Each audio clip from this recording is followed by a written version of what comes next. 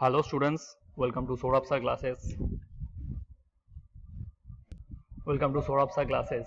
So today we are going to solve the questions of ISI MMAT 2021. Okay, it is quite strange because the exam happened just 1 hour ago and Saurabh Sir classes is able to provide you the solutions just after 1 hour of happening the exam.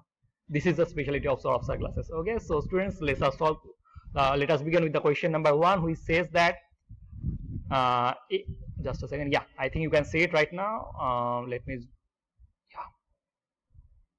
I think you can see it right now. The first question says that f such that R2 R be a continuous function such that f of x is equal to 2. I'm writing this fx is equal to 2 minus root over of x plus 4 by sine 2x. Okay, so when x not equal to 0, because you can see if you put x equal to 0, so it will become, the denominator becomes 0, so function is not well defined. So the f such that R2 R be a continuous function, fx is equal to this when x not equal to 0, so we need to find out the value of f of 0. Okay, so we need to find out the value of f of 0. Now we know that as f is continuous, then f of 0 is nothing but limit x tends to 0 f of x, right students? So as f is continuous, so this limit will be equal to f of 0. So you can see, now let us find the limit. So limit x tends to 0, the value of f of x is 2 minus root over of x plus 4 by sine 2x. Okay, you can see if you put x equal to 0 in the numerator, you will get 2 minus root over of 4, so root over 4 is again 2, so 2 minus 2 is 0. So numerator is 0 and denominator is sine 0 is 0, so it is 0 by 0 form, right? So we can use L'Hospital rule to find out the limit. So I am going to differentiate the numerator and denominator with respect to x. So after differentiating the numerator and denominator with respect to x, you will get, first of all, let us differentiate the denominator with respect to x. The derivative of sine 2x is 2 cos 2x. Okay, and the derivative of the numerator, as there is a minus, so minus 1 by 2 root over of x plus 4, right students? So if you put, now you can put x equal to 0, you will get 1 by cos 0 is 2, cos 0 is 1, so 1 by 2 into 1 by 2 into root over of 4, as there is a minus, so there will be a minus, so 1 by 2 into 1 by 2 into 1 by 2 minus, so this is nothing but minus 1 by 8. So the answer is minus 1 by 8. Now you can see that minus 1 by 8 is our option A. So option A is our correct option. Okay students, so that's all about our question number 1. So let's solve the question number 2. It is from probability. Question number 2 says that a person throws a pair of fair dice. Okay, a person throws a pair of fair dice. If the sum of the numbers of dice is a perfect square, so we know that the sum of the numbers is a perfect square, then the probability that 3 appear at least one of the dice. Okay, so we need to find out the probability that 3 appear at least one of the dice. Now if you throw 2 dice simultaneously, then you will get 2, 3, 4 up to 12, right? So these are the possible no, I am not saying that outcomes. These are the possible sum of the outcomes. Okay, I am saying that if you are throwing 2 dice, then the sum is either 2, 3 up to 12, right? So there are 11 numbers. So among these there are 2 numbers which are perfect square. First one is 4, second one is 9. Okay, there are 2 numbers which are perfect square. First one is 4 and second one is 9. Now how would you get 4? You will get 4 by if you get 3 1, 2 2 and 1 3, right? There are 3 outcomes whose sum is 4, right? So this is 1 3. Now how would you get 9? The possible if you will get 9 if you get 3 6 3. Okay, you will get 9 if you get 5 4. You will get 9 if you get 4 5. You will get 9 if you get 3 6. There are 4 possible outcomes of getting the sum 9. Okay, so I am denoting the event S, that is the getting a perfect square. Sum is a perfect square. Okay, so probability of this is equal to, you can see total, if you throw 2 dice simultaneously, there are total 36 probability 36 outcomes. Among these 36 outcome, our favorable outcome is 7, so that would be 7 by 36. Okay, now I am writing this T for getting a number is 3. Okay, now now it is known that sum is a perfect square. sum is a perfect square. So among these we need to get at least 1 3.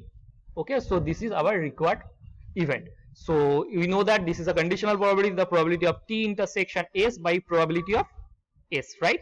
So probability of T intersection S is you can get 1 2 3 4, so 4 by 36 by 7 by 36, that would be 4 by 7. So answer is our 4 by 7. Now let us see the options. You can see that 4 by 7 is our option B, so option B is our correct option, and we have solved the question number 2 also.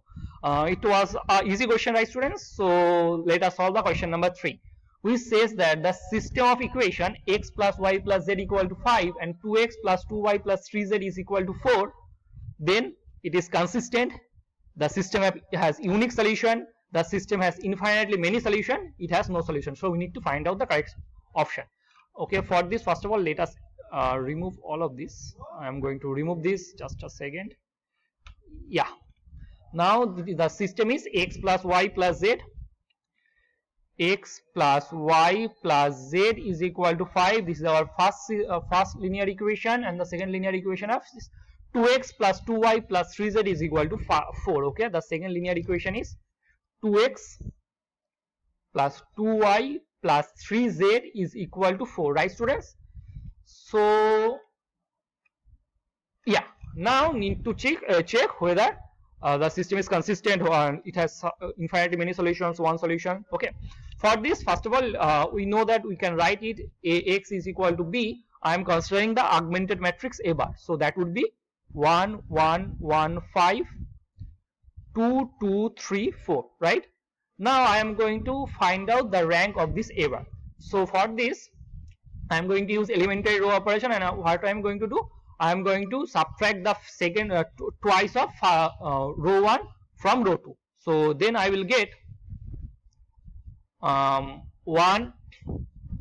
1 1, subtracting twice I will get 0 0, that would be 1 again, and it would be 5, and it would be 10 minus 4 minus 10, that is minus 6. Okay, so rank of A bar is equal to 2. I am writing rank of A bar is equal to 2, that is equal to rank of A, students, right? Rank of A bar is equal to rank of A. Okay, so rank of A bar is equal to rank of A, and hence I can conclude that the system is consistent. We know that the system is consistent if and only if rank of A is equal to rank bar. Hence the system is consistent, right student? The system is consistent. So let us see the, first of all, let us see the options. The first option says that the system is inconsistent, which is not correct. The second option says that the system has unique solution, the system has infinitely many solution, the system none of this true. So we need to check whether this system has infinitely many solution or not. Now you can see that here A is a 2 cross 3 matrix, X is a 3 cross 1 matrix, then B is a 2 cross 1 matrix, right? So here the number of rows is less than the number of columns. So this matrix, the number of rows is matrix is less than the number of columns. So we know that if a matrix in this kind of systems is consistent, then it has infinitely many solutions. So it has infinitely many solution. Are you getting my point? What I am saying? I am saying that when the number of rows is less than number of columns, then the system is consistent. And if the system is consistent, then it has infinitely many solutions. I am repeating my argument again. I am saying that if the number of rows is less than number of columns and the system is consistent, then it must have infinitely many solutions. So let us see the options. Infinitely many solution is our option C. So option C is our correct option, right students? So that's all about our question number 3. We have solved it. So thank you so much.